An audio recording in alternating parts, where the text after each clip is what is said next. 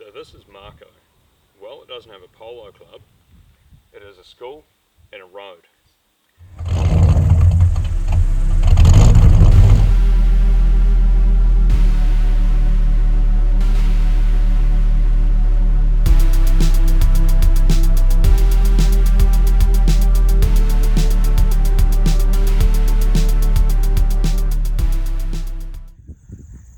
This is beyond the Highway 5 through more hills, plural, which means there are yet more hills to go through.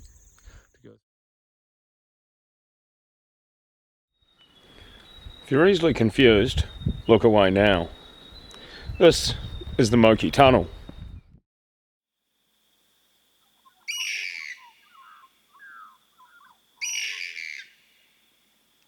The journey begins here, at Mangere Road, at the eastern side of the Wangamomina Saddle. It continues to follow a former road alignment, and so I head in the hills with great anticipation, having had this trip in the planning for more than 12 months.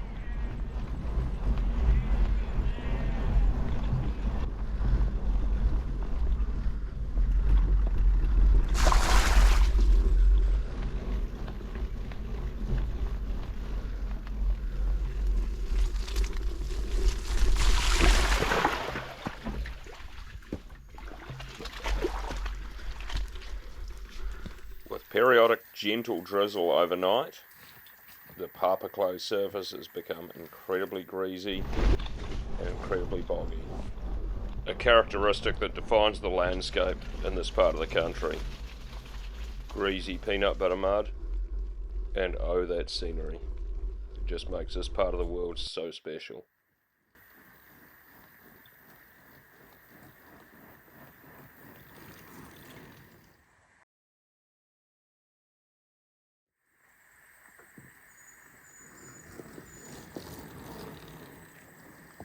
At this point, the instability of the landscape had begun to give some of the early settlers a bit of a hard time.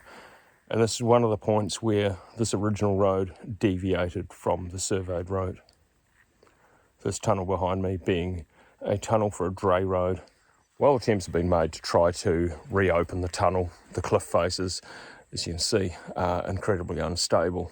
Made worse by the fact that there's a spring in the middle of the tunnel which results in the tunnel having a mud bog in the middle.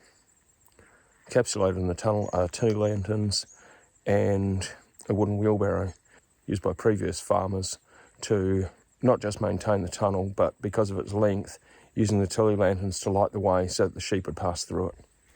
Originally, the tunnel was used for getting wool from the settlements much further on. The now abandoned dray road followed a route from the old tunnel towards Joss's Bridge. On the original road alignment, wool could only be brought out on sacks on horseback because it was only a 6-foot track. With the dray road being constructed wider, it significantly reduced costs for the settlers to get their wool out to Wonga, to the railhead. Otherwise, it'd have to be rebaled and pressed once it got there. Unfortunately, through the other side of the ridge here, the tunnel portal has also collapsed, so tunnel currently is completely sealed off.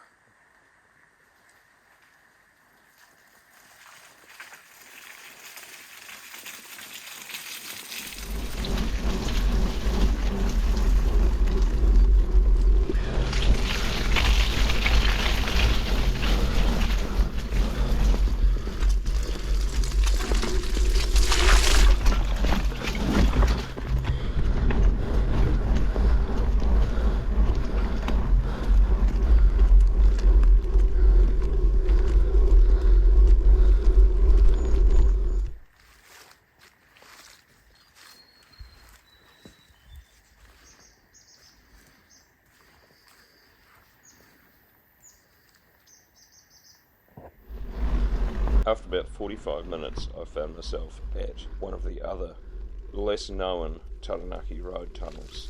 Though this one had come to my attention many years ago at the top of the Tarata Saddle while investigating Grayling's stock tunnel. An old farmer explained to me he used to pass through this tunnel some 60 years ago in his late teens when he came out here sharing. Local knowledge and chance conversations always uncovers the best information.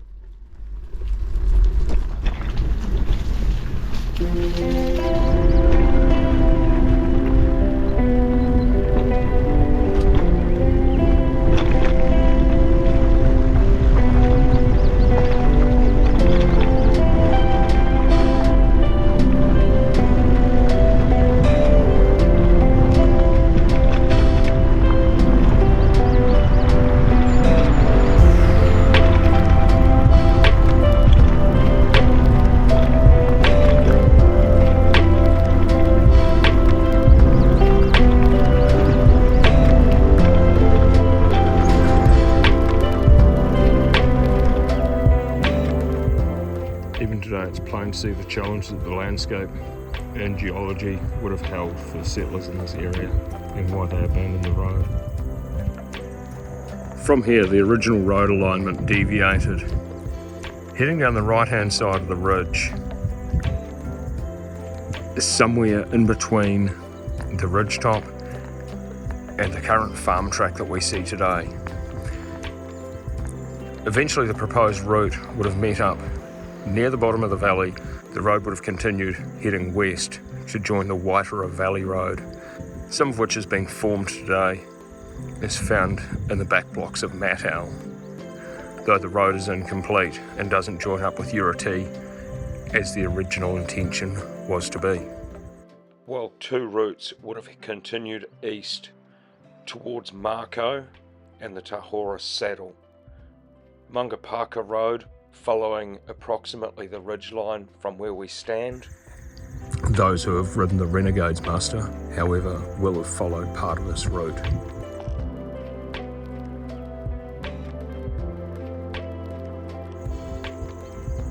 Well, this is absolutely spectacular and so peaceful. This is beyond the Highway 5, through more hills, plural, which means there are yet more hills to go through. To go through hills, we need tunnels. So, going to carry on from here.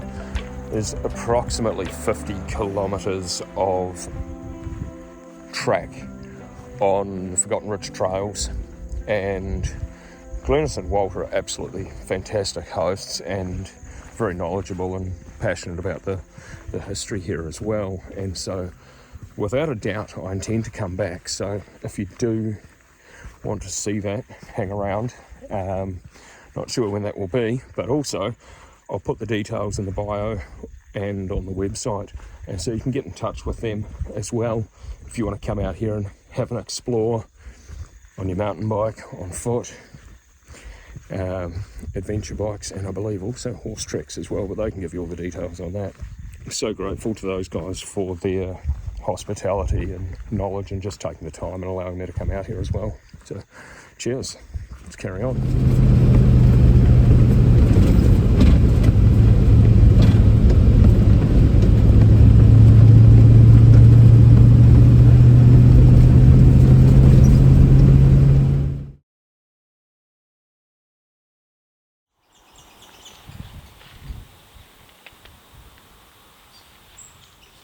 So this is Mako.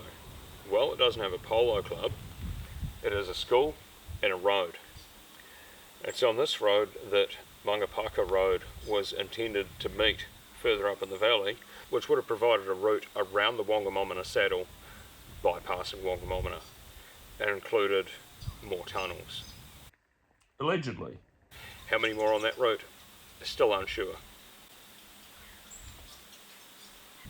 This forming part of Joshua Morgan's proposed route.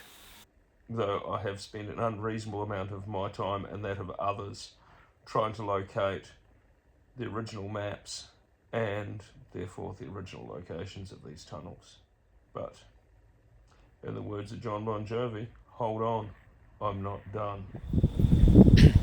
So after a failed attempt to go and look at another tunnel, it's not a road tunnel, I found myself thinking about rushing to get to the next tunnel. And 2 hours, according to Google, is not 2 hours according to the Land Rover, and I thought better of getting to the start of a trail at 5 p.m. So that leaves me here in Wonga for the night and heading back to have a look at a tunnel that is not a road tunnel in a future episode. The beauty about that is I now know why the tunnel's there, a little bit more about it, and some connecting roads in the area. So going to do a bit of digging and make that into an interesting episode when the time comes. But for now, I'm going to cook something, eat something, and chill out.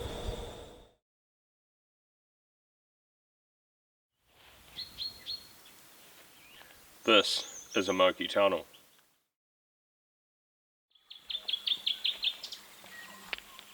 Right, quick update since we were here last time. I can confirm that the Stratford District Council pays somebody to paint the poles and remove graffiti, but takes no responsibility for anything else. So, still digging a little bit further into that, but I can see that there's been more fires lit here since then, and nothing else done.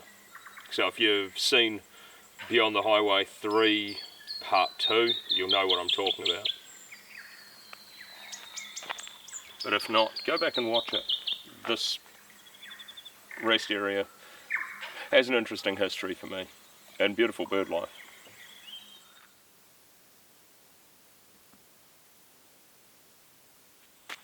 So this is the intersection of Ririkino Road and Moki Road, and this is where the formed section of Moki Road ends, technically.